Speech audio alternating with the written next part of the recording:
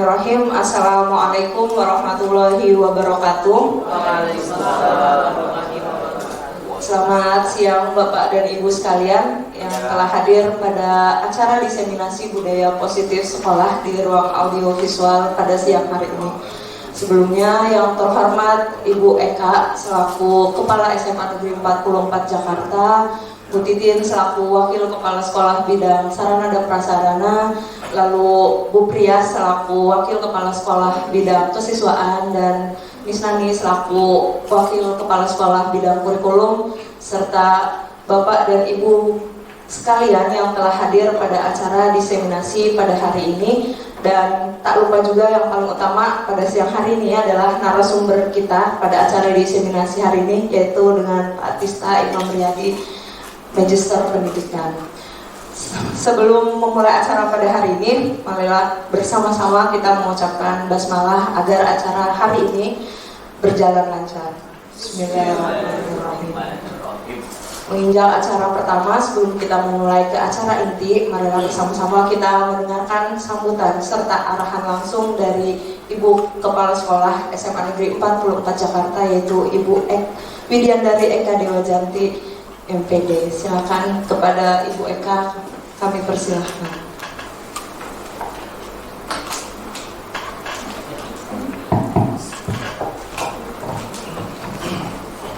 Terima kasih Bu Dewiati.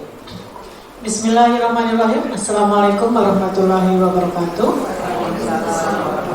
Selamat siang, salam sehat, salam bahagia untuk kita semua.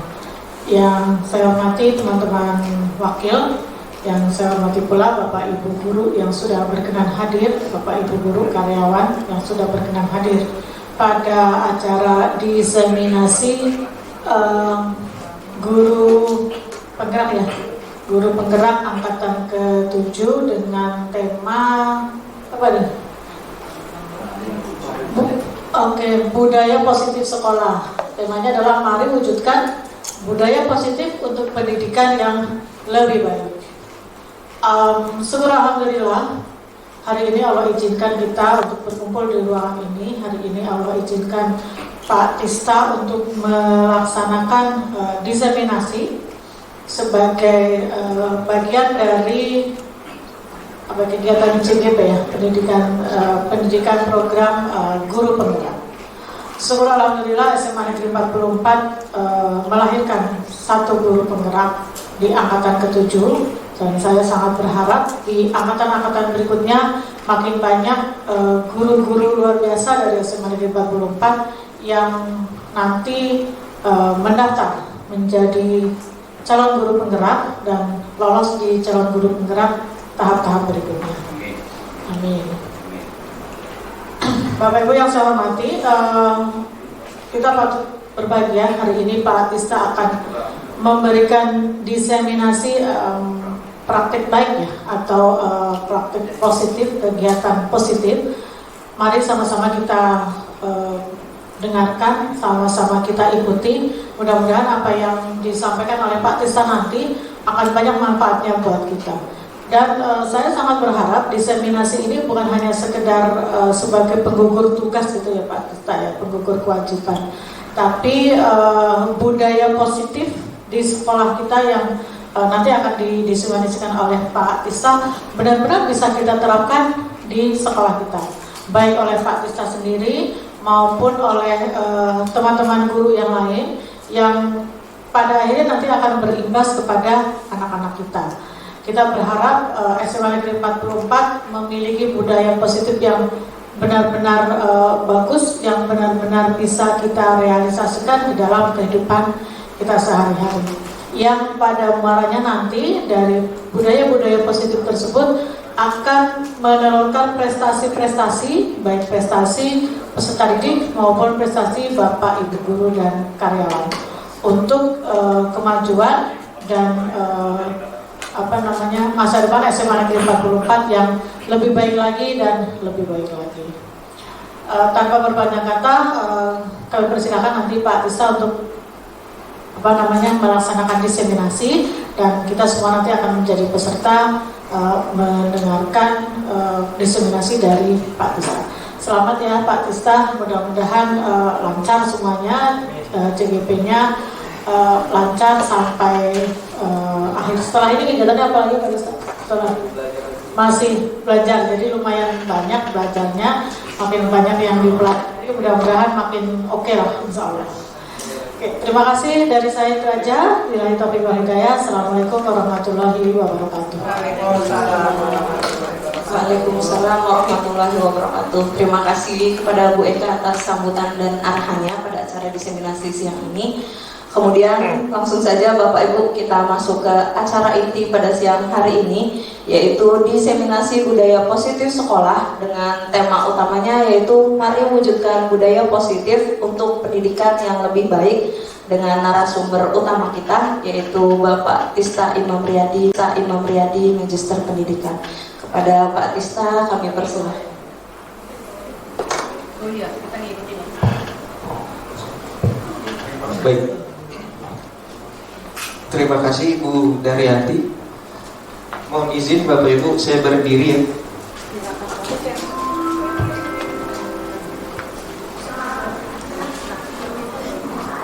Iya. Oke, baik. Oh ada itunya. Ibu di sini aja. Bismillahirrahmanirrahim. Assalamualaikum warahmatullahi wabarakatuh. Waalaikumsalam warahmatullahi wabarakatuh. Selamat siang, salam sejahtera untuk kita semua. Alhamdulillahirabbil alamin. Puji syukur kehadirat Allah Subhanahu wa taala yang telah memberikan kita nikmat sehat, nikmat iman dan nikmat kesempatan sehingga kita bisa berkumpul lagi di ruang audio visual SMA Negeri 44 Jakarta ini dengan penuh rasa bahagia, dengan penuh semangat dan penuh sukacita. Terima kasih kepada yang terhormat Ibu Bu Eka selaku Kepala SMA Negeri 44 Jakarta, dan juga kepada Ibu Titin selaku Wakil Bidang Sarana dan Prasarana, juga kepada Bu Prias selaku Wakil Bidang Kesiswaan, serta Miss Nani Herani selaku Wakil Bidang Kurikulum. Dan tak lupa juga kepada Bapak Ibu yang berkenan hadir memenuhi undangan kami. Mohon maaf, undangan yang kami sampaikan mungkin tidak semua kepada Bapak Ibu guru. Saya hanya mengundang sebagian, khususnya kepada koordinator mata pelajaran dan juga koordinator BK, karena mungkin jadwalnya agak terlalu padat, dan teman-teman kita, Bapak Ibu guru yang lain juga harus memenuhi kewajiban yang lain, yaitu mengajar. Jadi alhamdulillah, terima kasih kepada Bapak Ibu yang sudah berkenan hadir. Untuk sedikit saya berbagi ya, mungkin Bapak Ibu semua juga sudah mengenal dan sudah memahami materi yang nanti akan saya sampaikan. Jadi Bapak Ibu sekalian, yang saya hadir di sini mungkin sebagai calon guru penggerak angkatan 7, di mana salah satu kegiatan atau program yang ada di pendidikan guru penggerak, kita diamanahkan untuk mendiseminasikan apa-apa saja atau materi apa saja yang sudah diterima, yang sudah kita pelajari. Artinya berharap dengan adanya kegiatan diseminasi ini tidak hanya untuk saya pribadi sebagai guru penggerak, tetapi juga berimbas langsung kepada Bapak Ibu semua. Karena nanti suksesnya atau berhasilnya kegiatan pendidikan guru penggerak ini juga adanya bantuan, adanya perlibatan langsung dari Bapak Ibu semua. Jadi tidak hanya satu atau dua orang saja guru penggerak yang ada di sekolah, tetapi bantuan atau campur tangan dari Bapak Ibu semua itu yang membuat kegiatan guru penggerak ini berhasil. Seperti itu Bapak Ibu. Dan alhamdulillah saya juga mengundang dari unsur tenaga kependidikan. Terima kasih Mas Andre, Bu Gandhi sudah berkenan hadir.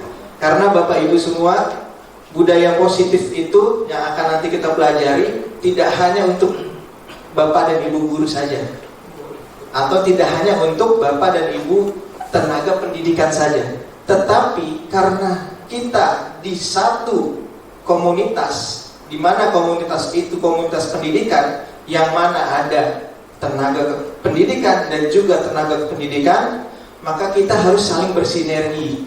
Seperti itu ya Bapak Ibu. Terima kasih Bu Gandhi, Mas Andre sudah berkenan hadir untuk memenuhi kegiatan diseminasi ini. Baik Bapak Ibu sekalian, saya langsung saja. Yang akan kita pelajari pada kesempatan hari ini, mohon izin Bapak Ibu.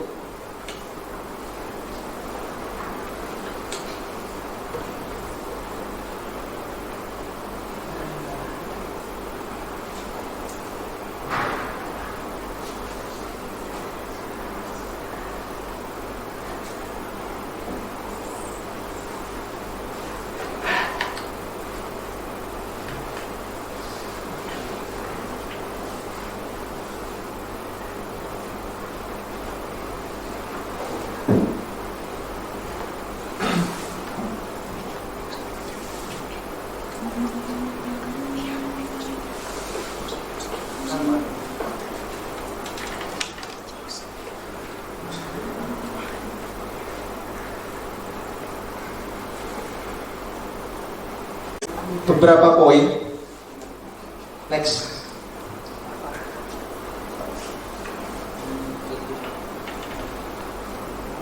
Oke, ada 7 poin. Yang pertama adalah disiplin positif dan nilai-nilai kebajikan universal.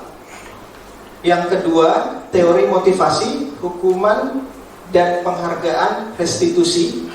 Yang ketiga, kebutuhan dasar manusia dan dunia yang berkualitas. Keempat, keyakinan kelas. 5, restitusi atau 5 posisi kontrol. Keenam, segitiga restitusi. Dan yang ketujuh, hubungan filosofi Ki Hajar Dewantara dan budaya positif. Jadi kira-kira itu yang akan kita pelajari.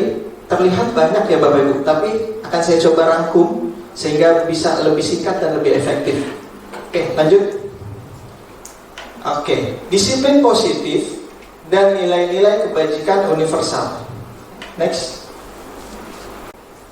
Pasti Bapak Ibu sudah mengenal atau sudah familiar ya dengan istilah disiplin ya.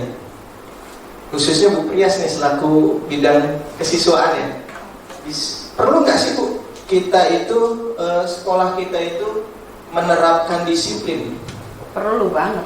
Perlu ya Bu ya. Kenapa Bu? Ya minimal mereka harus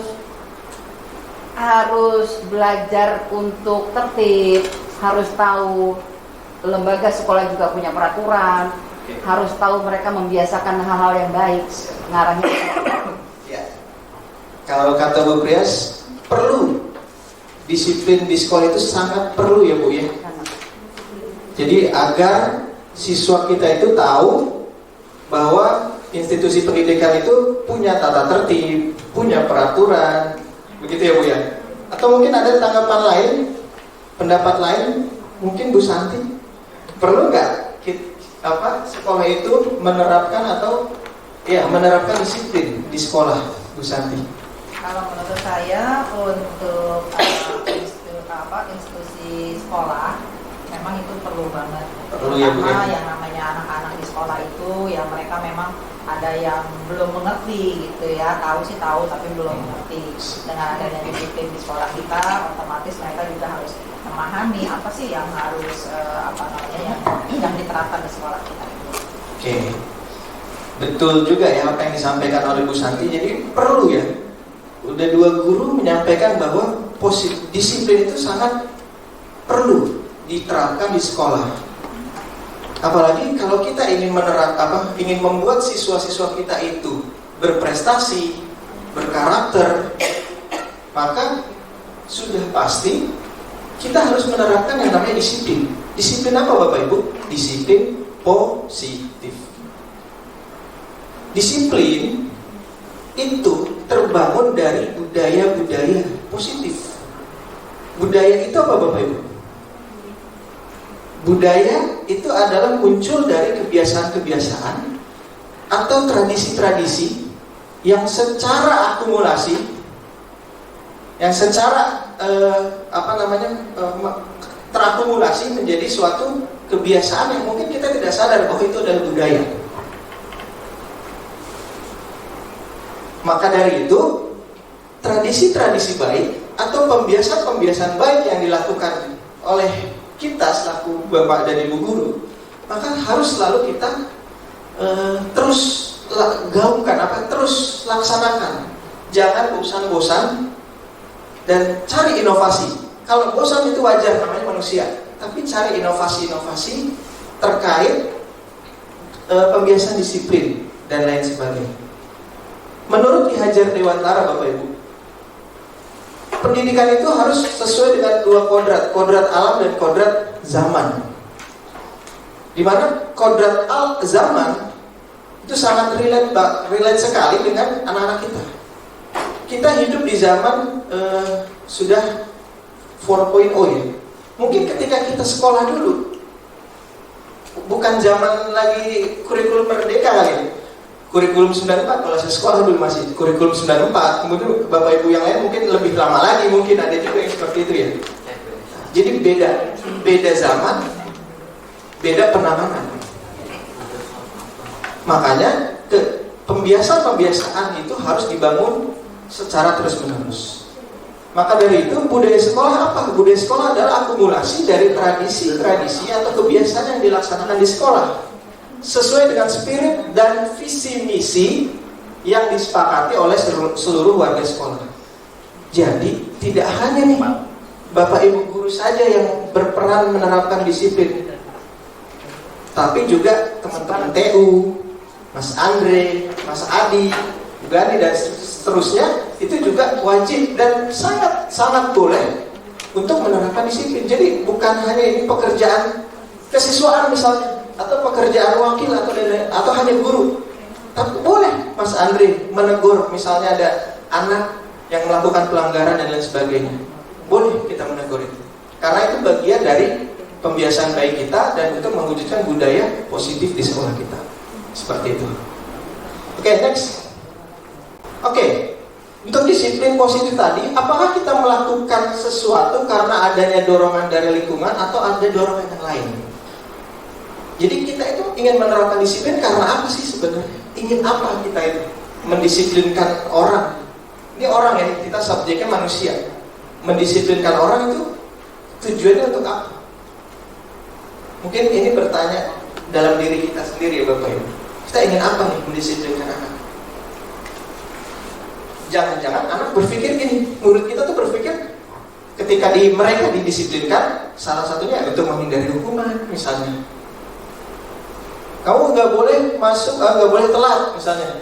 Nah, berarti mindset dia adalah, oh saya sekolah harus datang pagi, nggak boleh telat. Jadi dia agar tidak terhindar dari hukuman-hukuman itu. Bisa jadi seperti itu mindset anak-anak kita. Atau dengan kita mendisiplinkan anak, bisa jadi anak-anak itu malah berpikir, oh dia ingin mendapatkan sesuatu nih, hadiah misalnya dari guru. Jadi bisa jadi dia berpikirnya yang negatif, hukuman, bisa jadi yang positif. Oh dia mau masuk lebih pagi, biar dapat apa? Oh biar dapat nilai bagus misalnya. Oh biar dapat hadiah dari ibu ini atau dari bapak ini. Kita pelajari Bapak Ibu, apa yang harus kita perbaiki dari dua mindset ini? Ya, menurut Dr. William Glasser dalam kontrol teori, ini seorang pakar psikolog, dia menerapkan teori kontrol yang kemudian hari berkembang dan dinamakan choice theory, meluruskan beberapa miskonsepsi tentang makna kontrol. Jadi saya selalu menanggapinya seperti ini, karena saya dulu pernah jadi murid. Ini relate banget dengan saya waktu dulu jadi murid. Di zaman ketika saya jadi murid, jadi siswa gitu ya, guru tuh mengontrol murid. Jadi tuh kita seakan-akan ya dikontrol sama bapak ibu guru kita gitu. Kedua, ilusi bahwa semua penguatan positif, efektif, dan bermanfaat. Maksudnya apa? Kita selalu dinasihati, mungkin bahasa agak kurang bagus, dicekoki. Kamu harus begini. Kamu juga boleh begini. Maksud si guru baik untuk agar anak itu positif, agar anak itu lebih baik. Tapi kita nggak pernah mikirin anak itu mikir apa, atau jangan-jangan oh iya aja. Bisa jadi ya. Yang kedua, ini makanya diluruskan oleh si Glasser ini. Jadi Glasser ini melihat psikologis anak-anak murid di usianya itu kalau gurunya mengontrol penuh ke anaknya itu apa aja yang terjadi, gitu ya. Yang berikutnya, ilusi bahwa kritik dan membuat orang merasa bersalah dapat menguatkan karakter. Jadi guru berpikir kalau kamu ini nggak boleh telat ngerjain tugas. Harapan guru apa ketika itu? Si guru kan pengennya biar dia benar gitu ya, nggak boleh telat dan ngumpulin tugasnya tepat waktu. Tapi si murid mikirnya, berarti saya cuma dimarahin atau dikritik sama guru hanya untuk ngerjain tugas. Padahal itu tidak muncul dari dalam diri dia. Padahal harapan kita muncul dari dalam diri anak-anak kita. Seperti itu ya. Itu yang ketiga. Kemudian itu harus kita luruskan ya Bapak Ibu. Jadi menurut Glasser itu harus diluruskan mindset itu. Kemudian ilusi bahwa orang dewasa memiliki hak untuk memaksa. Ini sering. Anak-anak misalnya nggak boleh main HP waktu belajar, misalkan gitu. Bapak Ibu, zaman sekarang mungkin HP itu bagi anak-anak tuh buat belajar, bisa jadi. Bu, catatan saya di HP, jadi kalau dimatiin saya nggak bisa belajar. Nggak mau tahu, ibu, yang penting kamu lihat ke depan. Misalkan gitu. Nah itu memaksa. Konsep seperti itu yang harus diluruskan. Jadi bisa jadi di zaman ini tidak seperti yang kita pikirkan di zaman dulu. Mungkin dengan kita agak tegas gitu ya, agak keras, berpikir bahwa anak zaman dulu dengan anak zaman sekarang sama pola pikirnya. Ternyata berbeda.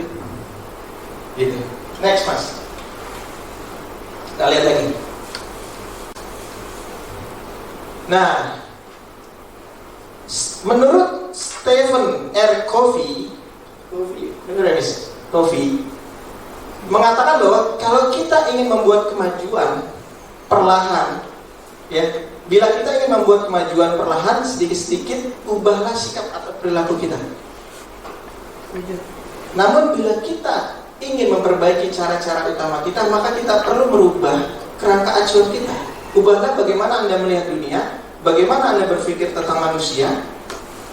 Ubahlah paradigma Anda dan skema pemahaman dan penjelasan aspek-aspek tertentu tentang realitas. Jadi kalau zamannya udah 4.0, jangan ngajar pakai pola 1.0 misalnya, atau pakai cara-cara tradisional. Berarti nggak boleh dong Pak pakai cara-cara dulu. Boleh, tapi disesuaikan kondisinya, situasi dan kondisinya disesuaikan.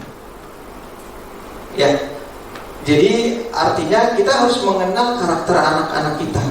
Saya yakin Bapak Ibu sudah berpengalaman lah, sudah tahu oh anak ini tipenya harus dijelasin. Berarti kita harus berpikir menjelaskannya pakai apa ya? Apakah hanya dengan papan tulis cukup?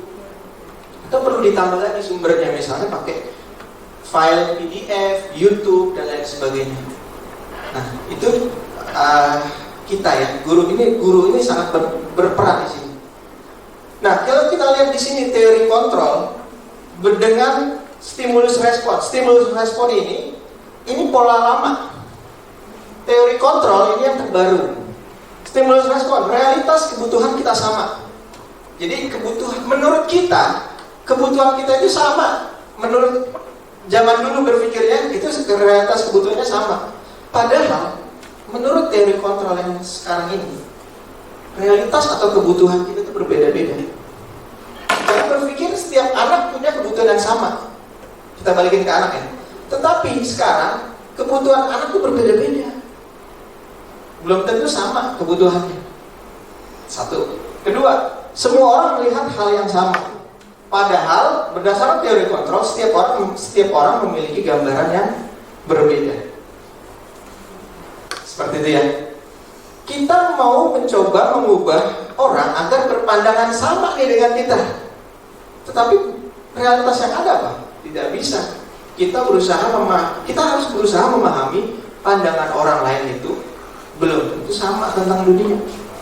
Jadi zaman sekarang sangat-sangat menuntut kita untuk memberikan kemerdekaan ke anak, penuh ke anak. Kemerdekaan yang seperti apa sih? Kemerdekaan itu tidak berarti mereka bebas sebebas-bebasnya. Bebas tapi ada batasan. Menurut Ki Hajar Dewantara ada porsi-porsi di mana mereka boleh bebas, merdeka, tapi ada batasan-batasannya. Yang hanya guru yang bisa mengaturnya. Hanya bapak ibu guru yang bisa mengaturnya. Terutama karakternya. Kita harus batasi karakter mereka. Dan artian gini, kalau anak mungkin dia ingin bebas jiwanya, ya kan? Mungkin pola pikirnya mereka sudah berbeda dengan kita yang dulu, maka kita ajarkan karakter-karakter yang bernilai universal. Kesopanan dari zaman dulu sampai zaman sekarang di 2023 masih gak dipegang oleh kita? Masih. Harus, itu namanya nilai-nilai universal, kebaikan universal. Yang itu tetap harus kita ajarkan, kita harus didik anak-anak kita. Apalagi misalnya saling menghormati, itu kan dari dulu kita diajarkan ya. Sampai sekarang itu kan berlaku universal. Bahkan sampai 10 tahun, 20 tahun kemudian itu wajib kita tanamkan karakter seperti itu. Itulah yang bisa Bapak Ibu guru lakukan. Menanamkan karakter, menanamkan memberikan transfer knowledge kita, pengetahuan kita, dan juga memberikan karakter untuk anak-anak kita. Seperti itu. Kemudian orang lain bisa mengontrol. Menurut teori kontrol, hanya Anda yang bisa mengontrol diri Anda. Saya bisa mengontrol orang lain. Menurut teori kontrol, Anda tidak bisa mengontrol orang lain. Jadi mungkin waktu saya dulu sekolah, saya sering dikontrol sama guru. Jadi kita merasa tidak bebas gitu sebagai murid ya. Tapi sekarang kita harus berpikir sebagai guru nih, ya kan? Guru tuh sebenarnya nggak bisa mengontrol sepenuhnya murid, nggak bisa mengontrol sepenuhnya murid. Maka kita harus kasih batasan-batasan. Kalau kamu begini, kita kasih rambu-rambunya. Kalau kamu melakukan A, akan begini. Kalau kamu B, akan begini. Kalau kita mungkin dulu berpikiran, kamu melakukan A aja, udah A, kagak boleh B, gitu. Harus ikut A, iya Bu, iya Pak. Jadinya A semua gitu kan. Kalau sekarang kita nggak bisa.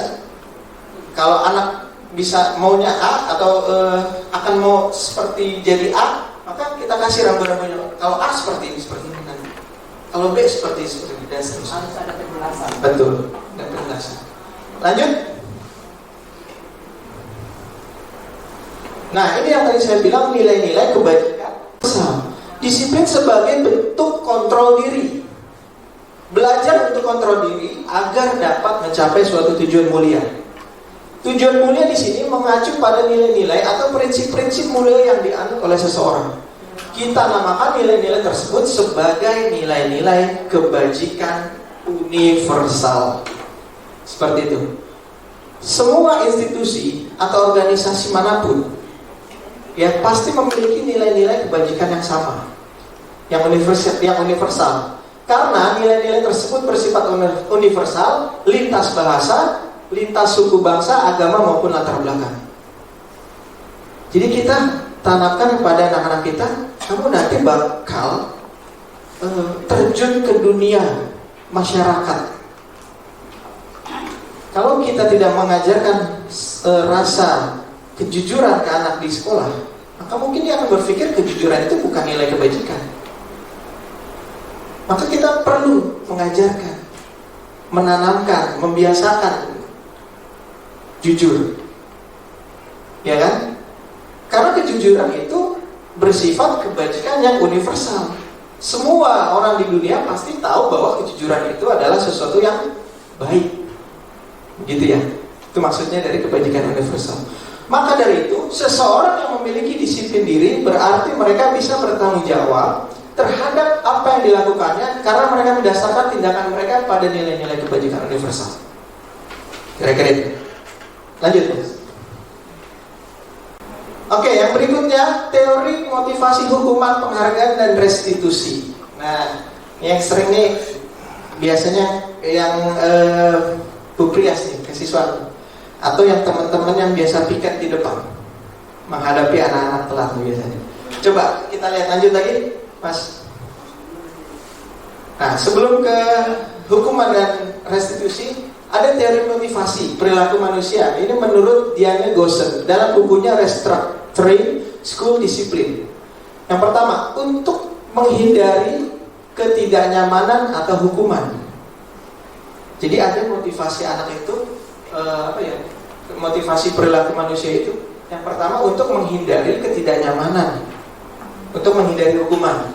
Ini motivasi dari luar, motivasi eksternal. Yang kedua, ada juga motivasi orang itu, seseorang itu, untuk mendapatkan imbalan dari orang lain atau hadiah, penghargaan dan lain-lain gitu. Maka itu juga munculnya dari motivasi eksternal. Nah, yang kita harapkan di disiplin positif ini adalah untuk menghargai diri sendiri. Ya, kita tanamkan anak kita untuk menghargai diri mereka sendiri. Saya akan menjadi orang seperti apa bila saya melakukan ini. Yang tadi saya bilang, kalau kamu mau jadi A, maka ini nih rambu-rambunya. Kamu harus apa? Melakukan step apa. Seperti itu. Nah, ini kita berharap anak-anak kita atau murid-murid kita muncul motivasi dari dalam diri mereka sendiri, sehingga tujuan disiplin yang kita dambakan itu berasal dari mereka. Seperti itu. Oke, next. Nah, berikutnya, mungkin Bapak Ibu pernah dengar apa itu hukuman, apa itu konsekuensi. Coba kita sedikit kuis. Yang pertama, menurut Bapak Ibu, ternyata hukuman dan konsekuensi itu berbeda ya. Hukuman dan konsekuensi berbeda. Hati-hati menafsirkannya. Saya ada pertanyaan. Mencatat jadi ada tindakan guru. Menurut Bapak Ibu, kira-kira ini hukuman apa konsekuensi? Hukuman. Yang pertama, mencatat 100 kali di dalam buku kalimat saya tidak akan terlambat lagi karena terlambat ke sekolah. Jadi pernah nggak Bapak Ibu nyuruh anak begitu? Saya tidak akan terlambat lagi. Saya tidak akan terlambat lagi terus sampai 100 kalimat. Pernah nggak? Zaman dulu iya. Ya, zaman dulu. Menurut Bapak Ibu, menurut Ibu, yes. Hukuman apa konsekuensi? Hukuman. Catat dulu ya, hukuman. Yang kedua, sepakat nggak hukuman yang nomor 1? Atau konsekuensi? Bu Santri konsekuensi? Saya konsekuensi. Saya konsekuensi, Pak. Sama. Konsekuensi. Oke, kita lihat ya. Yang kedua, lari mengelilingi lapangan basket 2 kali karena terlambat hadir di sekolah. Konsekuensi. Hukuman atau konsekuensi?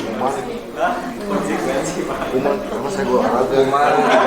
Boleh Pak Adri nih olahraga. Hukuman. Kalau Pak Adri hukuman ya Pak Adri. Hukuman. Kalau konsekuensi itu kan Oke, ringan sama dicatat ya masing-masing, nanti kita lihat kuncinya. Yang ketiga, murid diminta untuk push up 15 kali karena tidak menggunakan masker ke sekolah. Hukuman. Sepakatnya hukuman. Konsekuensi. Yang berikutnya, menggantikan kertas tugas teman yang telah dicoret-coret. Konsekuensi. Ya, kayak udah paham nih, udah mulai paham nih ya. Oke. Berikutnya, membersihkan tumpahan air di meja tulis karena tersenggol pada saat belajar. Konsekuensi. Lanjut, murid disuruh menggunakan maaf ini ada yang kurang. Murid disuruh tidak mengenakan sepatu karena tidak menggunakan sepatu hitam. Jadi disuruh dilepas selama sehari di sekolah nyeker begitu, nggak pakai sepatu. Hukuman apa konsekuensi? Hukuman. Oke. Lanjut yang terakhir, lari mengelilingi lapangan basket 2 kali karena terlambat 10 menit. Hati-hati. Pertanyaan nomor terakhir sama nomor 2 agak-agak mirip. Kalau pertanyaan terakhir, lari mengelilingi lapangan basket 2 kali karena terlambat 10 menit untuk pelajaran PJOK. Apa Badri? Konsekuensi Pak. Konsekuensi kalau Badri. Kalau yang nomor 2, lari mengelilingi lapangan basket 2 kali karena terlambat hadir di sekolah. Hukuman masih. Oke ya. Masih hukuman. Saya yakin Bapak Ibu punya jawaban masing-masing, dicatat aja, ditandai. Oke, kita lihat jawabannya. Survei membuktikan. Iya. Karena relate dengan mapalnya. 1 jelas hukuman. Kita disuruh menulis 100 kali. Hukuman itu Bu. Begini, umpamanya, ya kan, kalau kita biasanya kita mendisiplinkan anak yang tugas begitu, kita beritahu dulu ke anak, umpamanya jangan sampai terlambat. Nanti kalau terlambat konsekuensinya gitu. Kalau kita guru ngajar ya misalnya menulis konsekuensi itu adalah sesuatu tiket. Oke. Gimana tuh bedanya antara hukuman? Ya. Coba kita sedikit menelaah. Pertanyaan pertama, mencatat 100 kali di dalam buku kalimat saya tidak terlambat lagi, saya tidak terlambatkan lagi selama 100. Mungkin definisinya antara hukuman dan konsekuensi dulu yang kita harus tahu. Yeah. Menurut saya konsekuensi itu adalah melakukan satu pekerjaan yang sifatnya bukan karena melanggar tata tertib. Kayak contoh nih, menggantikan kertas tugas teman kan dia bukan melanggar ya, bukan suatu tata tertib kita langgar, tapi memang suatu kesalahan yang disengaja. Jadi dia. Tapi kalau itu kan sudah ada rambu-rambunya, ada tata tertibnya, tapi dia langgar. Nah itu boleh kita katakan sebagai hukuman. Oke. Itu bukan Pak saya. Siap, nggak apa-apa Bu. Menurut Pak Adri, yang poin nomor 2, lari keliling lapangan basket 2 kali itu dianggap hukuman. Jawabannya ya. Tapi kalau lari mengelilingi lapangan basket 2 kali karena terlambat 10 menit pelajarannya Pak Adri. Itu beda. Beda ya. Kenapa Pak Adri? Sama-sama dia melakukan suruh lari, sama-sama suruh lari. Karena yang untuk konsekuensi itu kan dia nyambung dengan mapalnya. Nyambung dengan mapal. Oke. Kalau yang nomor 2 nggak nyambung begitu, nggak relate. Nggak relate ya.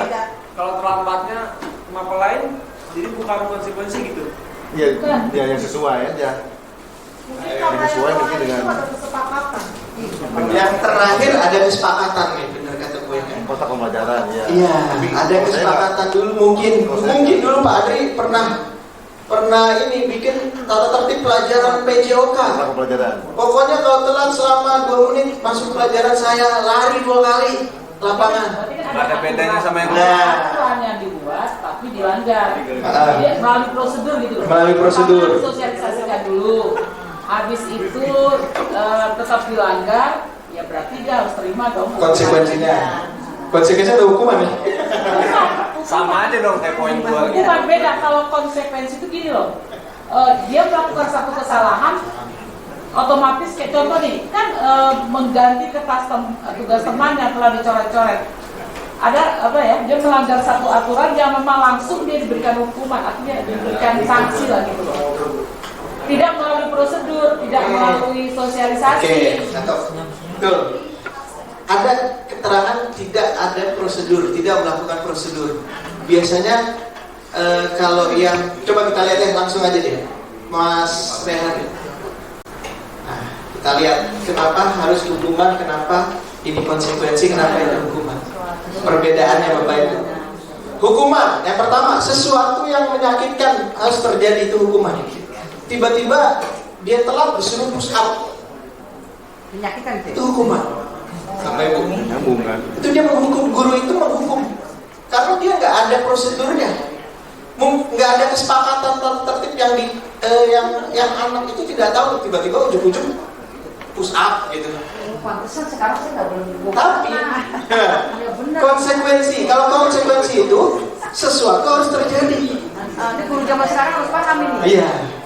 Iya benar. Yang kedua, hukuman itu membuat anak sakit, baik secara fisik maupun secara hati, untuk jangka waktu yang lama. Itu kalau hukuman.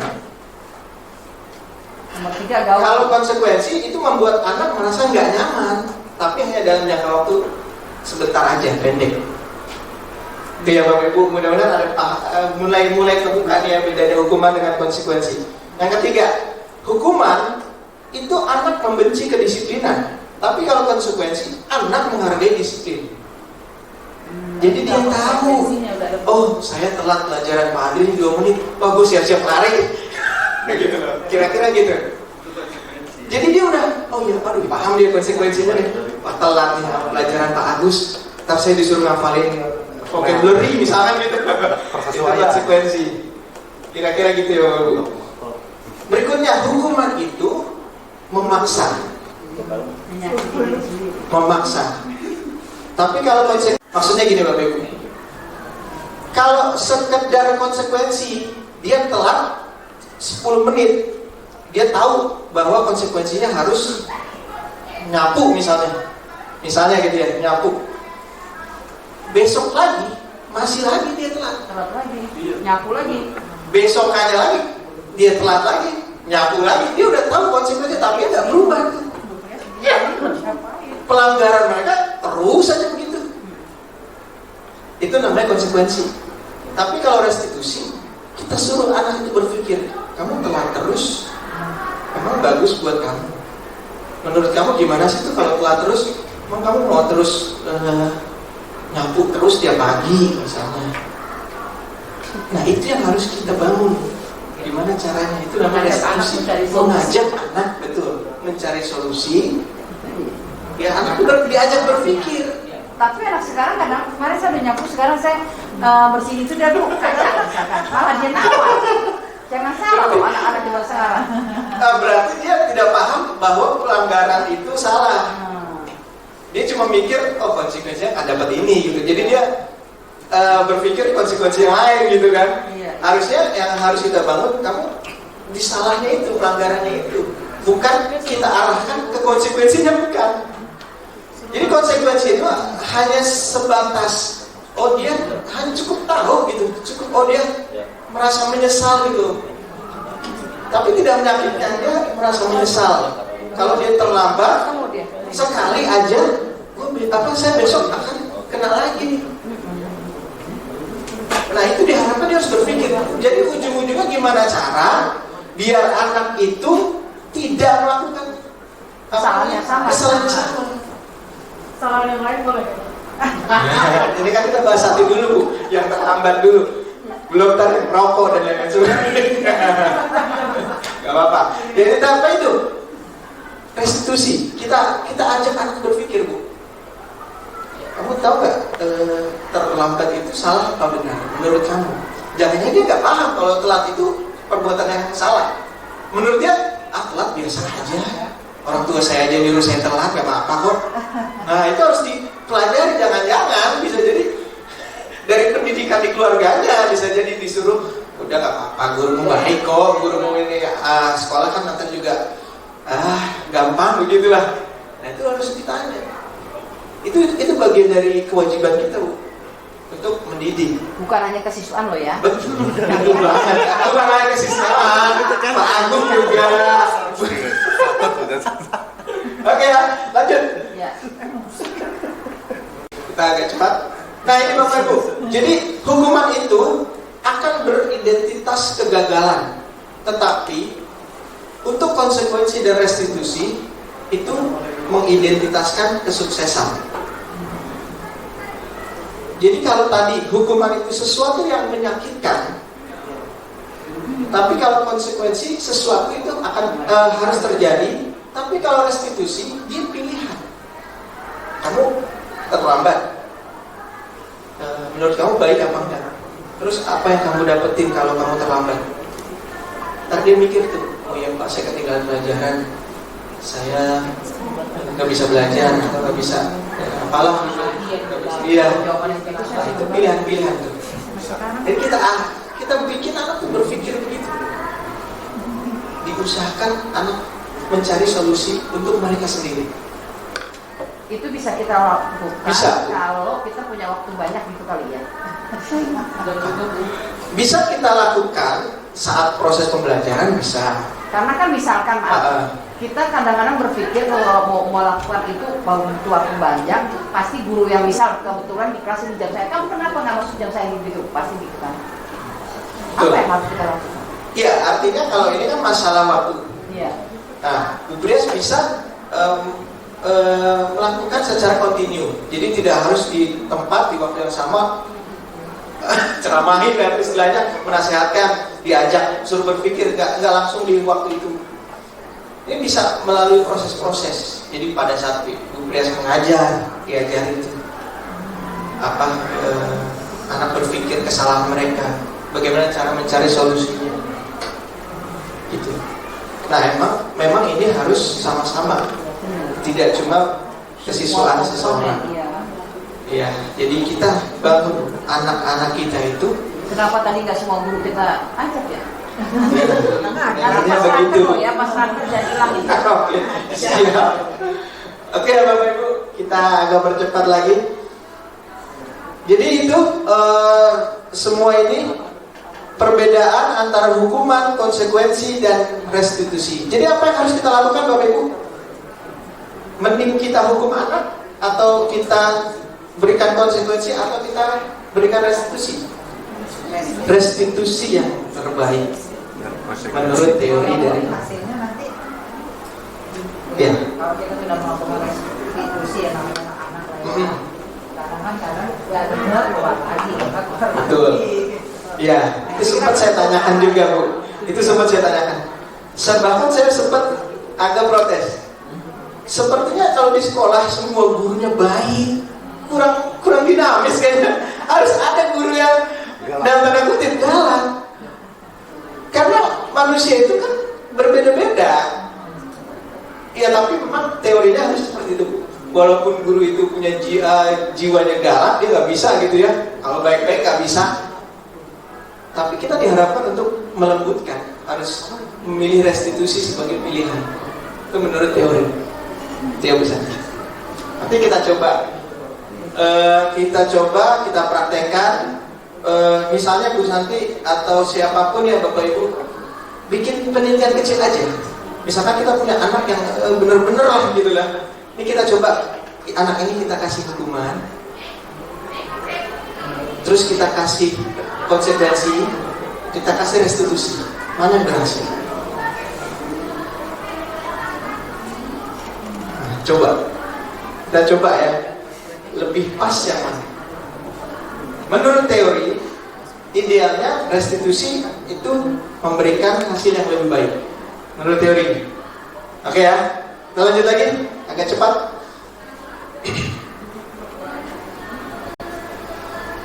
Nah, ini 9 ciri-ciri restitusi.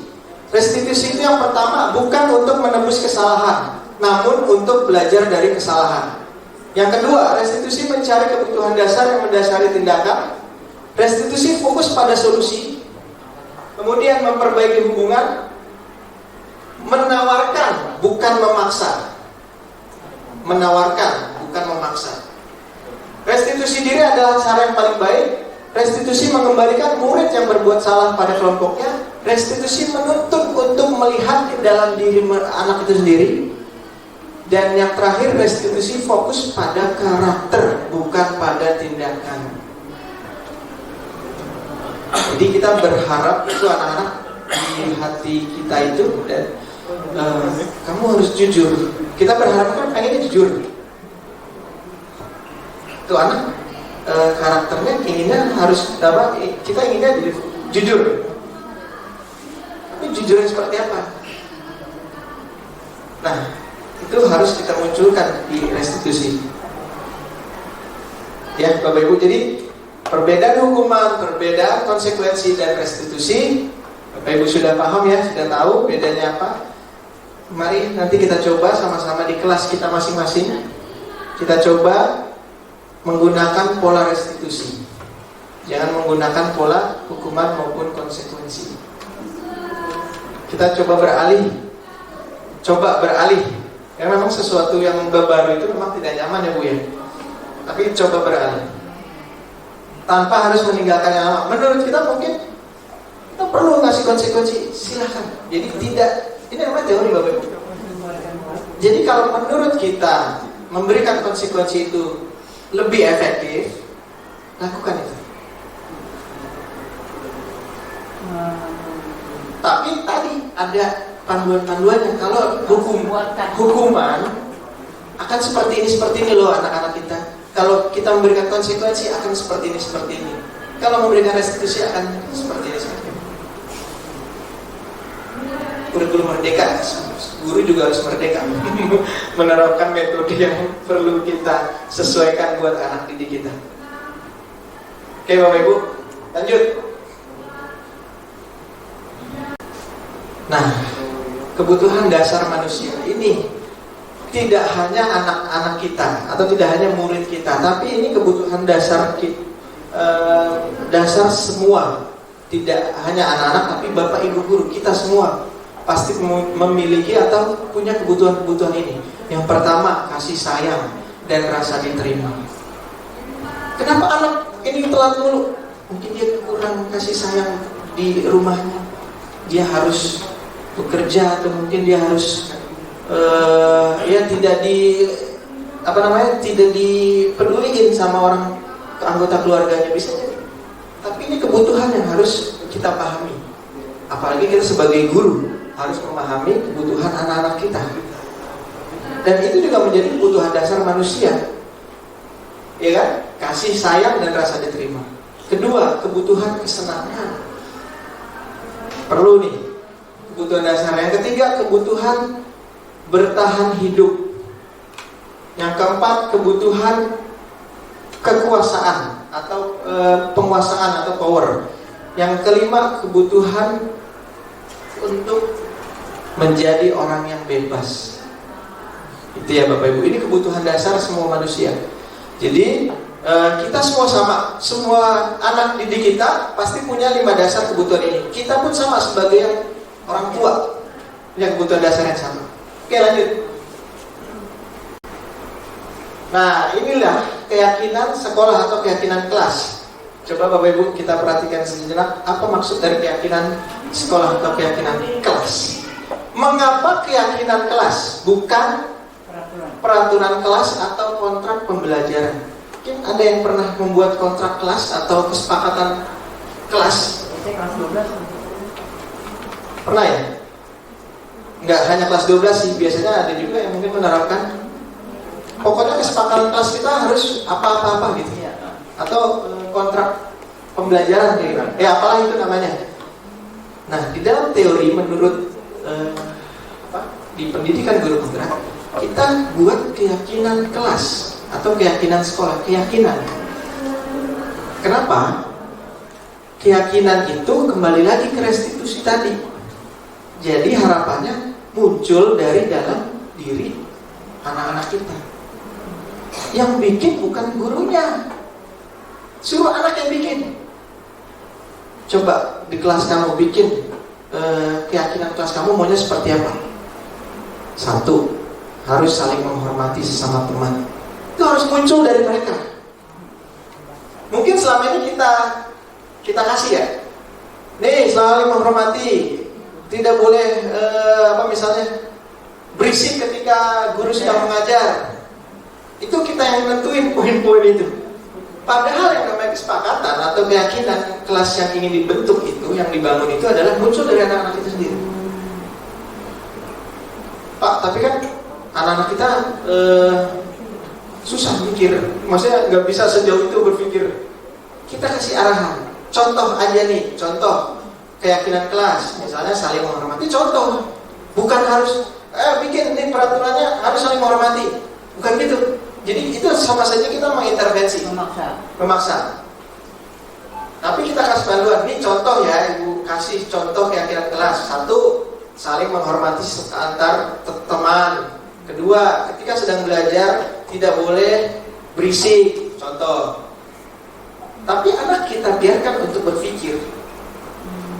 Dan muncul dari dalam diri mereka, oh iya perlu nih saling menghormati. Oh iya perlu nih pas guru lagi nerangin kita nggak boleh berisik. Itu harus muncul dari mereka gitu. Itu poinnya ya Bapak Ibu ya. Jadi keyakinan kelas harus muncul dari dalam diri mereka sendiri, dari dalam diri anak-anak. Kita arahkan, tapi jangan kita memaksa. Jangan memaksa.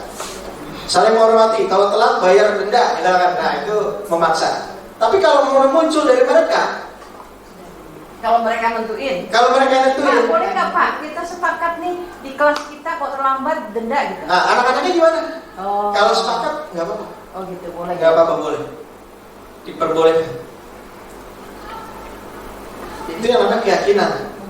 Yang penting itu kesepakatan kelas dari mereka ya. Dan itu keyakinan Dan muncul kita- dari diri mereka. Itu harapannya, oh mereka mungkin ingin menerapkan itu karena biar ada efek jerah. Uang dendanya kemana? Masuk uang kas. Masuk uang kas. Boleh. Itu keyakinan. Yang penting jangan kita Yang penting kita jangan nentuin. Enak. Kalau menghilangkan misalnya, apa namanya Bu? Merusak. Pras, menghilangkan kabel HDMI udah dipasang misalnya.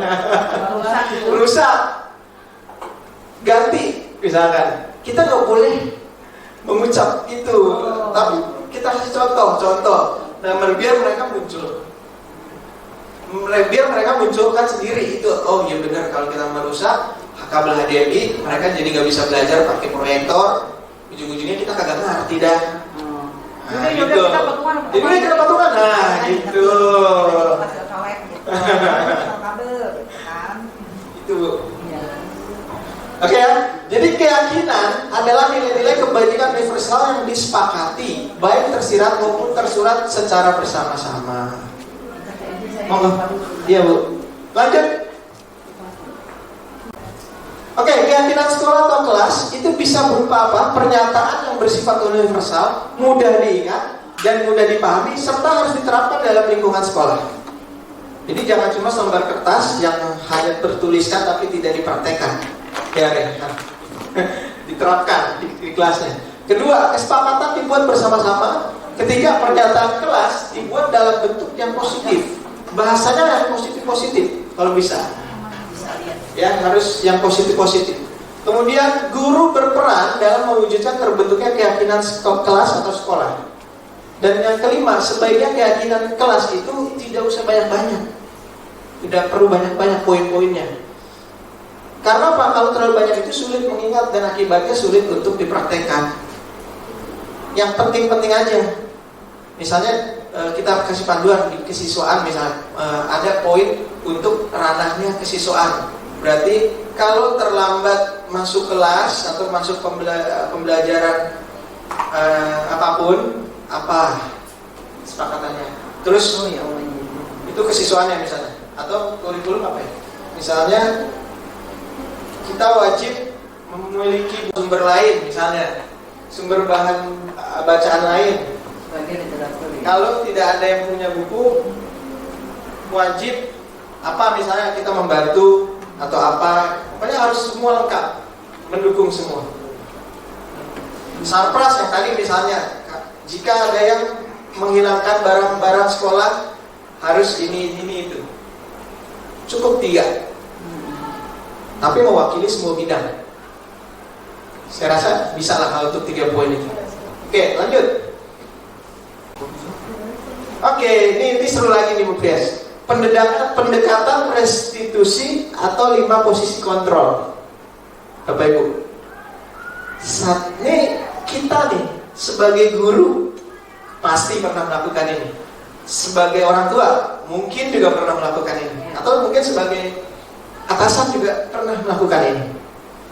Guru menghukum sebagai penghukum.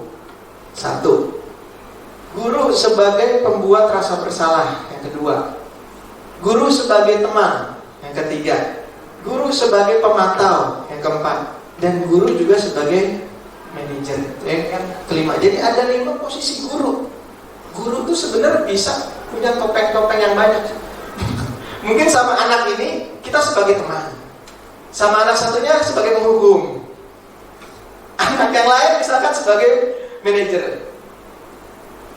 Tapi apakah harus seperti itu? Harus beda-beda seperti itu?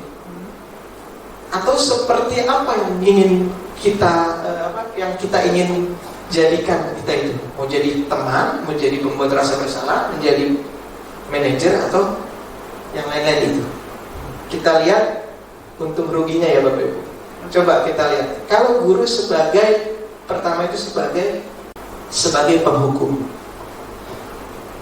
Guru berbuat. Biasanya kalau guru yang tipenya penghukum nih ya, dia pasti nunjuk-nunjuk.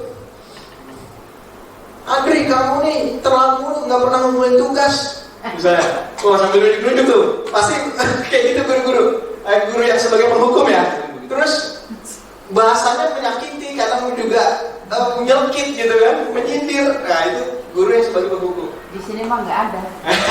Mudah-mudahan nggak ada ya. Nah, guru berkata, terlambat lagi. Aduh, datang terlambat terus. Kapan tepat waktu datangnya gitu misalnya. Itu contoh perkataan guru sebagai penghukum. Kalau kamu nggak melakukan kalau kamu melakukan lagi misalnya, terlambat lagi, udah nanti bapak akan ini. Itu guru sebagai penghukum. Muridnya pasti akan berkata apa? Dia sering tuh dihukum. Udahlah, saya nggak peduli. Hukum dah, gitu kan. Istilahnya. Akhirnya begitu Bapak Ibu. Biarin aja, nanti juga marah-marah lagi. Balik-balik lagi, balik lagi marah gitu tuh. Nah hasilnya apa Bapak Ibu kalau kita sebagai penghukum? Memberontak, pendendam, menyalahkan orang lain. Itu hasil dampak yang akan terjadi kepada anak-anak kita kalau kita sebagai penghukum. Kemudian dampaknya pada murid apa? Ya anak pasti ngulangin kesalahan lagi. Yang kedua, terus perilakunya menjadi agresif. Karena dia udah terbiasa dihukum, kebal gitu. Akhirnya dia makin tambah lagi. Ini menurut teori ya Bapak Ibu. Mungkin ini juga saya pernah bertanya ke fasilitator saya. Mohon maaf nih Bu, saya nanya ya ke fasilitator. Saya dulu dihukum pernah sih Bu, tapi saya nggak dendam Bu, tapi saya berubah gitu. Berarti benar juga guru itu sebagai penghukum. Saya bisa berubah gitu. Walaupun kita dihukum, kita bisa berubah. Ini tergantung kondisi anak. Betul, sesuai berjalan. Dan juga kita harus pintar-pintar lihat anak.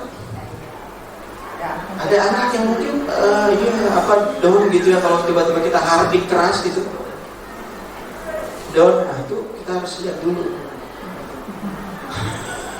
Jangan manusiawi ya, gara-gara guru bilang, kok di tempat saya enggak apa-apa tuh, indahnya besok minta pindah.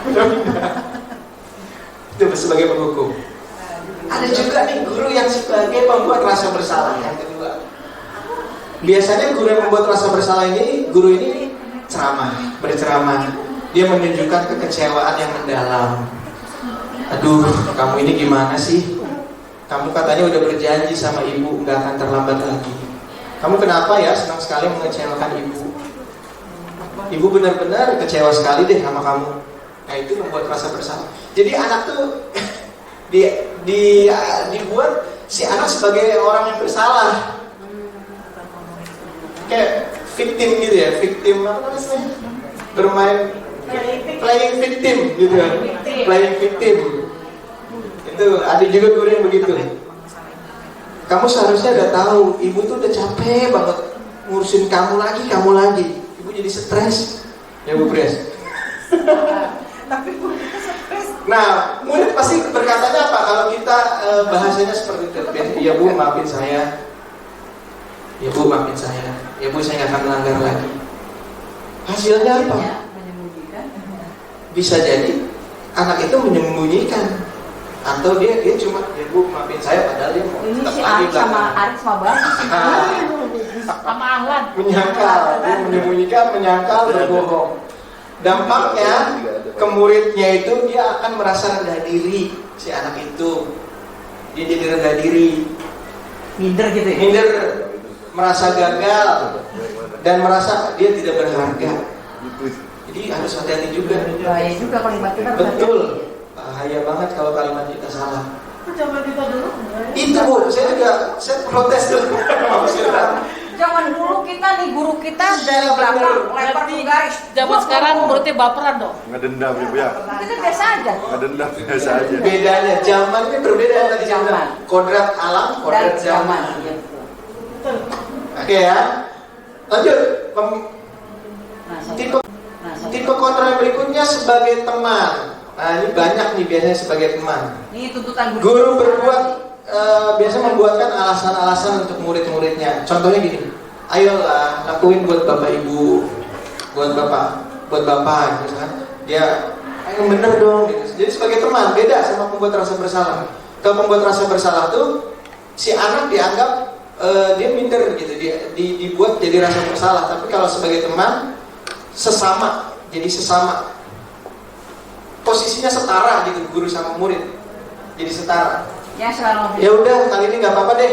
Nanti ibu yang ngurus ke BK misalnya gitu. Ibu yang ngelurusin udah nanti ke Bu Santi misalnya. Ya, misalkan dia ada pelanggaran sama Bu Santi, terus dia ngadu ke wali kelasnya. Ya udah nanti ibu sampaikan ke Bu Santi misalkan gitu. Itu sebagai teman. Murid pasti berpikirnya atau berkata, saya pikir bapak ibu teman saya. Dia akan berpikir itu. Oh ya bu, yang tidak hasilnya ketergantungan. Jadi murid itu dia ketergantungan tapi nggak berubah sifatnya. Tadi dibantuin kok. Wali kelas ini baik kok. Saya telat kagak apa-apa. Saya gitu. Udah telat alfa 3 kali nggak diterusin saya ke guru BK misalnya. Baik, cuma ditanya doang, kagak di TL gitu. Baik, itu ada Bu, anak yang kita berpikir gitu. Iya. Jadi ada wali kelas mungkin ya, mungkin bukan di sini ya, ada lah, gitu kan. 3 hari dia tanpa keterangan, nggak ditanya sama wali kelasnya. Jadinya si anak berpikir, wah, aman nih. Tapi dia tetap mungkin ditanya, kamu kenapa 3 hari nggak pernah masuk? Gitu. Tapi sebagai teman nih, ya Pak, yaudah, besok-besok yang lagi ya. Udah nanti Bapak urus ke BK. Padahal kagak dilakuin. Ya udah, tutup lagi. Begitu, itu hasilnya. Dan dampaknya tergantung ya, terus tidak mandiri dan tidak bisa memutuskan. Jadi si anak itu karena Bapak wali kelasnya sendiri yang menyelesaikan masalah, jadi dia aman. Jadi dia nggak ngerti apa yang harus dilakukan, apa yang harus dicari, solusinya dia nggak paham. Ini tidak baik juga ini ya. Betul. Ternyata ada lagi yang lebih baik. Katanya menurut teori, guru yang bertipe sebagai pemantau. Pemantau ini apa? Ada hitung-hitungannya nih. Biasanya guru yang bertipe sebagai pemantau itu punya hitung-hitungannya lah, ukuran-ukurannya. Biasanya guru begini, apa peraturannya? Kamu lakukan ini, peraturannya kamu tahu kan? Nah, apa konsekuensinya?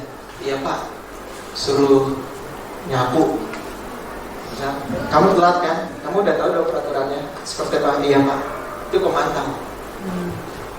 Dia tidak sebagai penghukum, tidak membuat rasa bersalah, tidak setara sebagai teman, tapi dia biasanya punya catatan-catatan, poin-poin. Makanya ada ukur-ukurannya. Oh kamu telat, konsekuensinya tahu kan? Apa? Iya bagus.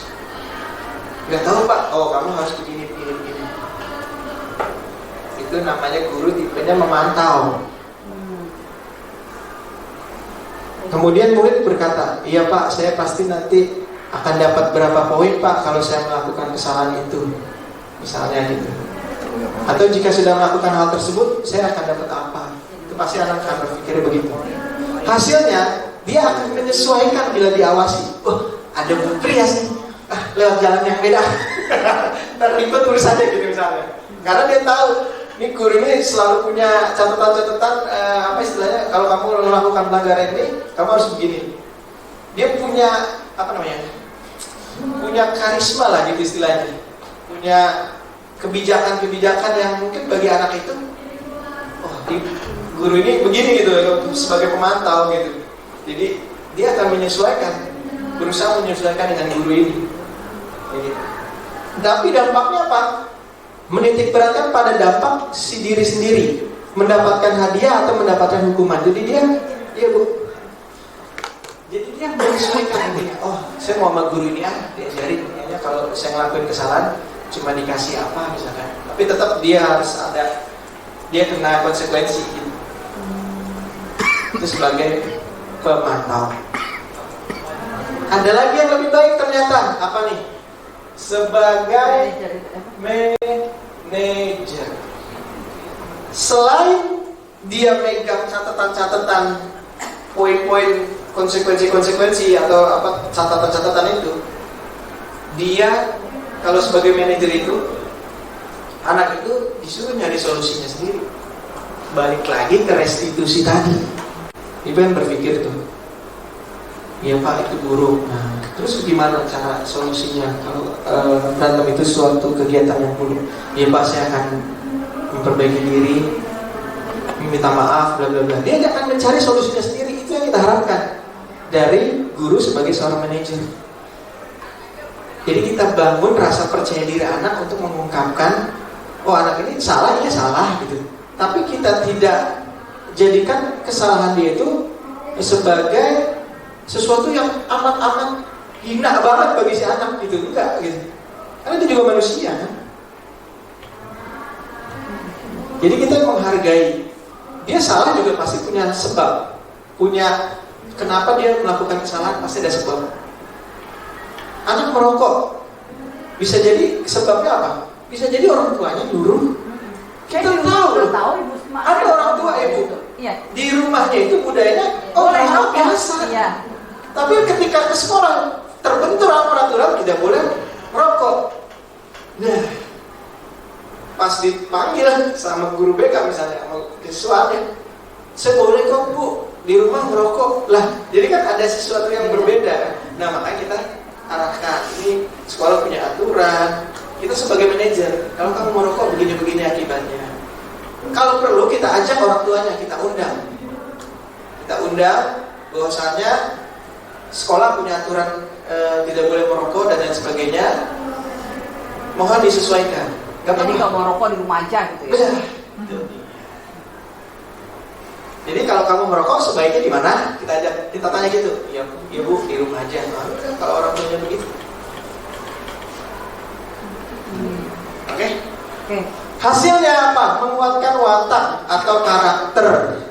Dampak pada murid, si murid pasti akan mengevaluasi dirinya bagaimana menjadi pribadi yang lebih baik. Next. Masih semangat ya Bapak Ibu ya? Di perjanjian cuma setengah jam. Banyak pertanyaan sih. Oke, ini next. Ini contoh ya. Nah, kalau pemantau itu nada suaranya datar, bahasa tubuhnya formal. Biasanya tuh kalau orang pemantau cuma kayak apa sih namanya tuh surveyor gitu ya. Checklist gitu pemantau. Tapi kalau manajer dia nada suaranya tulus, bahasanya itu tidak kaku, dan murid dirangkul. Gitu. Lanjut, dikit lagi Bu. Oke. Nah ini segitiga restitusi. Jadi balik lagi ke restitusi. Apa maksudnya segitiga restitusi? Segitiga restitusi ini dilakukan sebagai upaya membantu siswa memperbaiki diri agar kembali ke kelompoknya dengan karakter yang lebih kuat. Langkah-langkahnya apa? Yang pertama, menstabilkan identitas. 2, validasi tindakan yang salah. 3, menanyakan keyakinan. Ini biasanya langkah guru dalam menangani seorang anak yang terkena kasus tertentu. Guru BK siapa, ada nggak di guru BK? Makanya tadi harusnya guru BK belum hadir, mungkin ada kegiatan ini ya. Kelas 12. Apa maksudnya segitiga restitusi ini? Yang pertama kita stabilkan dulu. Jadi kalau ada tiba-tiba ada berantem, misalkan anak berantem, kita panggil. Kenapa kamu berantem? Kenapa kamu berkelahi? Kita stabilkan dulu. Iya Pak, ini saya berkelahi gara-gara teman saya ngatain orang tua saya misalnya gitu. Jadi kata-kata orang tua. Iya, kata guru gini. Iya nak, memang kalau perbuatan itu kan tidak baik ya. Jadi kita benarkan dulu. Itu menstabilkan identitas. Kita benarkan bahwa dia melakukan perkelahian itu karena sebabnya itu. Jadi kita bukan membenarkan perkelahiannya, tapi membenarkan pola pikir dia melakukan perkelahian itu. Jadi sebabnya kita benarkan sebabnya. Iya, kalau yang namanya orang tua kan harus kita hargai ya, apalagi orang tua kita sudah melahirkan, mendidik kita. Masa tiba-tiba teman kamu atau siapa orang lain mengejek orang tua kita? Bapak juga kesal kalau orang tua bapak dikata-katain seperti itu. Nah, itu menstabilkan identitas. Yang kedua, validasi tindakan yang salah.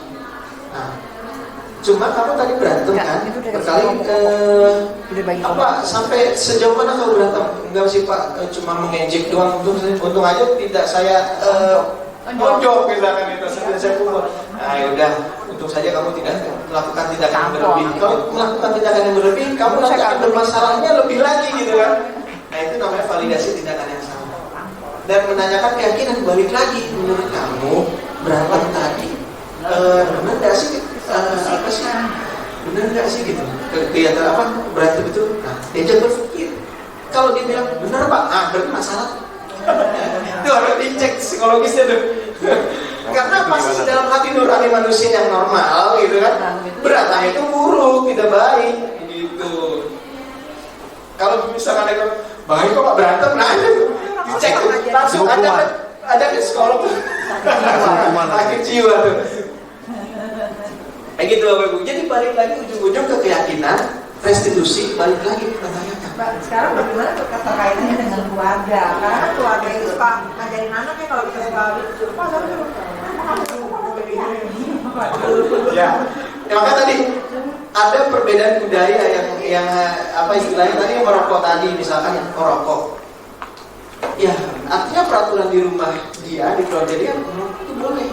Tapi kan secara universal, kebajikan universal yang umum, merokok kan nggak boleh. Mohon maaf ya, bukannya saya melarang merokok ya. Tapi karena kita institusi pendidikan, terus juga secara umum dan mayoritas merokok itu tidak baik untuk kesehatan. Maka kita wajib mengajarkan ke anak kita bahwa merokok itu tidak baik untuk kesehatan. Kita berlepas diri apakah merokok itu nanti dia itu itu dilakukan atau tidak, kita berlepas diri. Tapi kita sudah menyampaikan merokok itu tidak boleh. Itu universal, kebajikan universal. Nah, ketika ada keluarga yang membolehkan, kita ajak keluarganya, kita duduk bareng, kita guyup lagi, kita kasih tahu sekolah begini, tidak boleh namanya merokok di lingkungan sekolah. Kalau mau merokok silakan di rumah. Konsekuensinya ya balikin lagi ke keluarganya. Tapi jangan sampai anak itu mengajak teman-temannya ikut merokok, terus dia juga merokok juga di kelas, di lingkungan sekolah. Itu yang harus kita intervensinya di situ. Ya Bu, masih ada waktu dong? Lanjut. Intinya restitusi itu. Oke, lanjut. Siap Bu. Nah ini tadi menstabilkan identitas, teorinya seperti itu. Contohnya tadi sudah saya sampaikan yang namanya menstabilkan identitas untuk membuat anak yang merasa gagal karena berbuat salah menjadi positif terhadap dirinya. Next. Bagus sih materi, bagus banget. Terus validasi kebutuhan. Ini yang tadi kita validasi dulu. Emang kalau yang namanya mengejek orang tua itu tidak baik. Iya.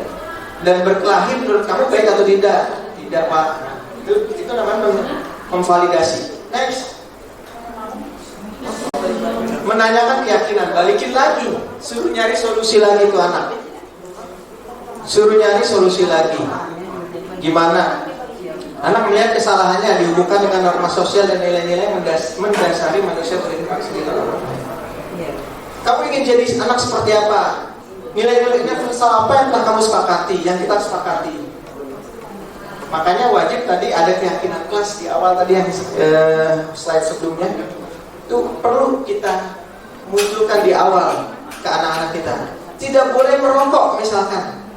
Muncul nggak apa-apa di sepakatan kelas. Nah, nanti anak itu berpikir menurut keyakinan kelas kamu gimana? Atau menurut kamu aja deh, nggak usah main menurut keyakinan kelas kamu. Menurut kamu merokok baik atau enggak? Ya. Oke, lanjut.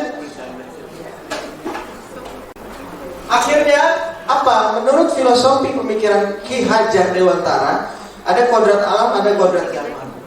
Maka tetap yang kita inginkan sebagai orang tua atau sebagai manusia dewasa, ingin kehidupan itu baik, nyaman-nyaman aja gitu kan, tertib begitu kan yang kita inginkan. Akhirnya kita ingin terciptanya suatu budaya yang positif. Misalnya di dalam pendidikan kita yang ingin diwujudkan adalah terwujudnya profil pelajar Pancasila. Jadi budaya positif yang ingin diwujudkan adalah profil pelajar Pancasila. Jadi apa aja profil pelajar Pancasila Bapak Ibu? Pertama, beriman dan bertakwa kepada Tuhan Yang Maha Esa. Kedua, berkebinekaan global. Ketiga, gotong royong. 4, kreatif dan kreatif. 5, bernalar kritis. 6, mandiri. Itu profil pelajar Pancasila. Apa ya, ada singkatannya ya kalau nggak salah? Bukan, apa ada singkatannya makan? Aduh lupa saya. Nanti deh saya searching dulu. Ada singkatannya biar ingat gitu. Saya lupa. Ntar saya searching dulu deh. Tapi profil pelajar Pancasila intinya itu. Oke, next. Ujung-ujungnya itu ya.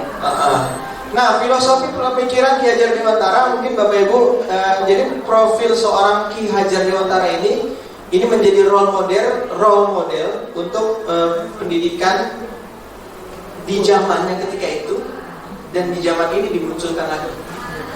Kita punya tokoh yang luar biasa hebat, beliau almarhum ini, Pak Ki Hajar Dewantara. Banyak juga mungkin tokoh-tokoh lain selain beliau yang juga memberikan sumbangsi pemikirannya untuk pendidikan. Di dalam program Guru Penggerak, Ki Hajar Dewantara dimunculkan lagi. Jadi teori-teorinya dimunculkan lagi, pemikirannya dimunculkan lagi. Apakah masih relevan di zamannya sekarang ini? Ternyata masih. Jadi beliau ini sangat menitik beratkan yang namanya karakter. Dan pendidikan itu sesuai dengan usia. Jadi kalau anak usianya masih kategori SD, jangan diajarin SMP atau SMA. Umumnya gitu ya begitu. Kasarnya begitu. Kalau anak dia masih usia SMP, jangan diajarin yang SMA atau universitas. Itu namanya itu pemikiran dari Ki Hajar Dewantara. Nah, maka di sini guru ibarat sebagai petani. Kalau sebagai petani apa sih? Murid itu sebagai benih dan sekolah sebagai lahan. Kita sebagai petani hanya bisa menuntun atau merawat tumbuh kembang itu padi. Mungkin nggak kita nanam padi jadinya jagung? Mungkin nggak Bu? Nanam padi jadinya jagung. Padi. Nanam padi jadinya enggak, kalimat itu tanam padi tapi di situ tumbuh alang-alang. Tetapi ketika kita nanam alang-alang nggak mungkin tumbuh padi. Iya, itu dah. Baik itu kalimatnya. Iya, betul. Kalau saya pikirkan kalau padi jadinya beras, ya kan? Nggak mungkin jadi jagung. Jagung kan beda sendiri benihnya, gitu loh maksudnya. Orang tua begitu. Iya. Bener kan? Iya. Jadi kalau kita nanamnya benih padi, nggak mungkin jadinya alang-alang lagi gitu ya bahasanya. Nggak mungkin kan? Mungkin nggak logikanya? Nggak mungkin. Itu udah pasti kodrat alam. Saja di dalam sawah berhektar-hektar nanam padi nih saya. Di antara sela-sela padi itu ada alang-alang. Ya kan kita nanamnya si padi. Itu alang-alang kita nggak tahu, kita nggak ngerasa nanam kan? Artinya tahu nggak? Ketika kita mau nanaman kebaikan, itu akan ada hal-hal yang ada hal-hal buruk. Nah, tetapi kita nerapin paham. belum tentu. Itu. Ada yang baiknya. Ini kelas tinggi. Tapi ini tingkat tinggi. konsep Saya yakin dia nggak ngerti. konsepnya Pak KHD itu kalau kita nanamnya padi, otomatis harusnya jadinya beras. Jadinya beras. Alang-alang, kita kan nanam alang-alang, nanamnya padi. Kalau kita nanamnya jagung, benih jagung, pasti akan jadinya jagung begitu. Kita cuma bisa merawat tuh biar padinya nih tumbuh dengan baik, kita siram. Itu namanya itu guru sebagai petani, ibaratnya sebagai seorang petani. Jadi kita nggak bisa mengubah karakter anak. Jadi sebenarnya maksud Gildas ini, memang kita menanam padi di satu lahan ya. Iya, Pak. Nah, kita kan nggak tahu kondisi lahan itu seperti apa, ya. Lahan itu mungkin Nah, sudah ada betul. alang, sudah ada Ya. Makanya lahan di sini Bu sebagai sekolah, ini lingkungan kita. Maka lahan itu harus kita ciptakan untuk membentuk padi itu tumbuh dengan sempurna dengan baik. Nah, caranya ya alang-alang itu jangan ditanam misalnya, atau kalau ada kita cabut. Dia nggak ditanam, alang Ya, maksudnya tumbuh sendiri. oh, tumbuh sendiri ya. Nah, pas tumbuh kita cabut gitu maksudnya. Makanya dia di sekolah. Saya bukan petani. Sebentar. Jadi bicarakan nih. sekolah itu kan memang lahan. Betul. Nah, kalau kita perumpamakan sekolah itu adalah lahan, seperti kita menanam padi. Jadi di sekolah itu bisa ada alang-alang, ada yang namanya rumput liar, ada yang hama dan sebagainya. Atau mungkin lahannya kering gitu, nggak subur, jadi tumbuhnya. Nah makanya itu yang harus kita ciptakan lahan itu sedemikian rupa. Jadi yang salah carakan.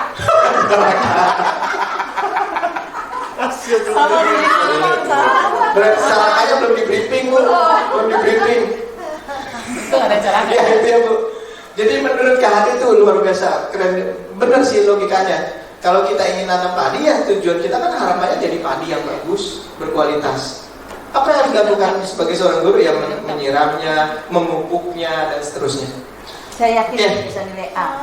Karena audiennya Profesor semua. Berikutnya guru menghamba pada murid. Nah ini menurut KHD pendidikan harus berpihak pada murid.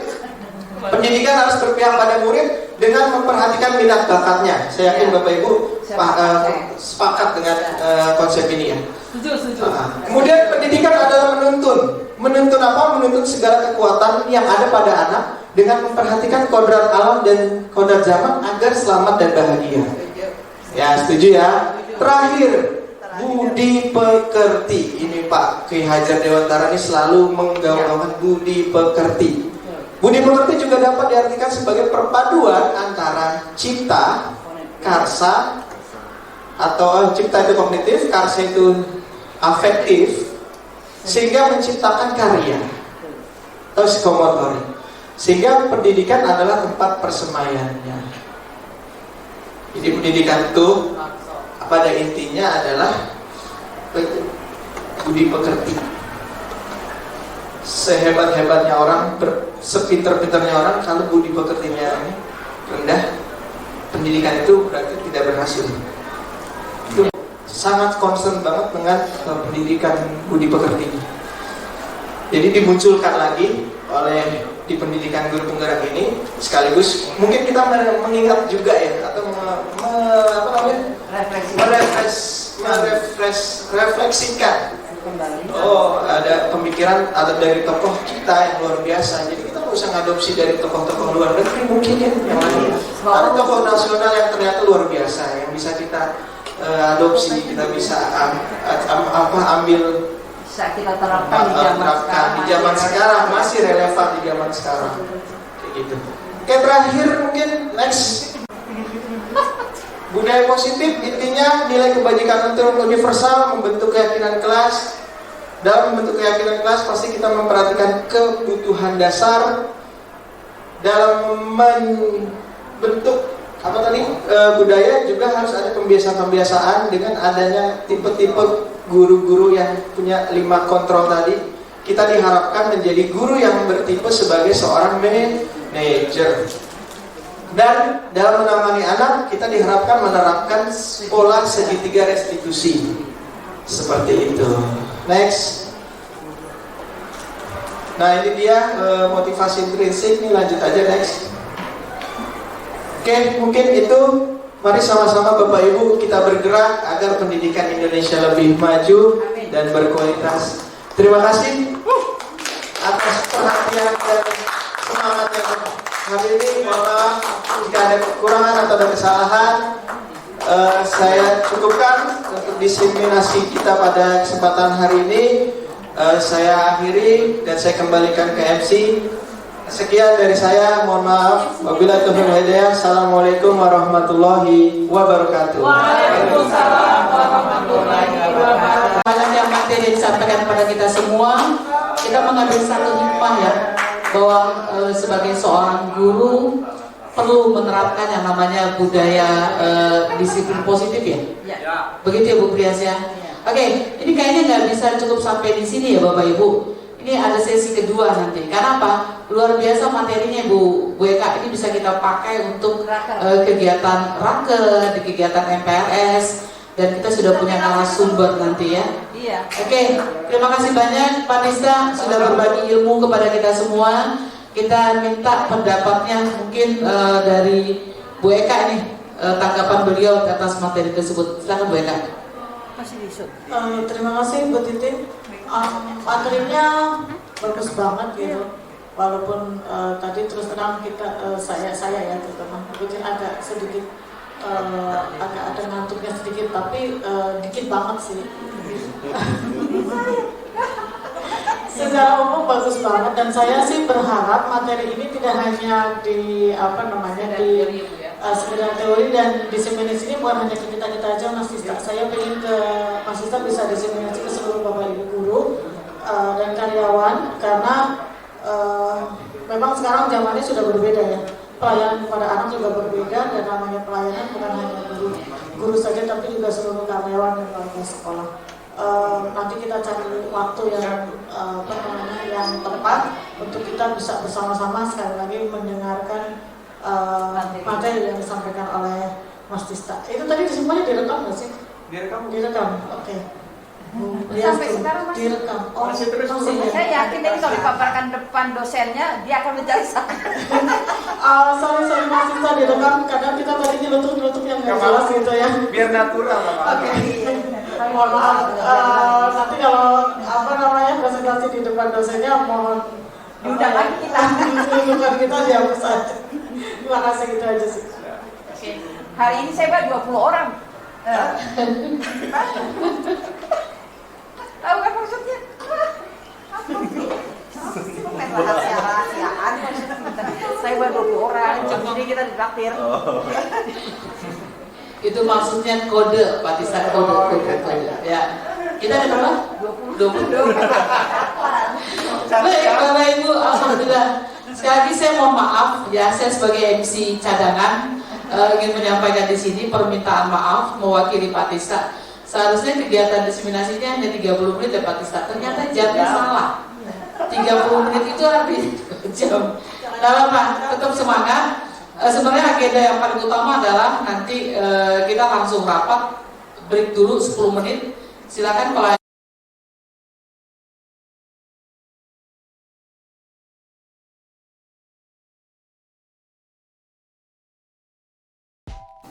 Bismillahirrahmanirrahim. Assalamualaikum warahmatullahi wabarakatuh. Puji syukur kehadirat Allah Subhanahu wa Ta'ala. Perkenalkan, nama saya Widyandari Eka. Saya Kepala SMA Negeri 44 Jakarta. Saya merasa sangat bersyukur dan berbangga hati pada guru-guru SMA Negeri 44 Jakarta, khususnya kepada Bapak Tista Imam Riyadi yang lolos menjadi calon guru penggerak angkatan 7. Saya sangat senang karena guru-guru muda di SMA Negeri 44 itu memiliki semangat untuk bisa terus maju dengan menjadi guru penggerak.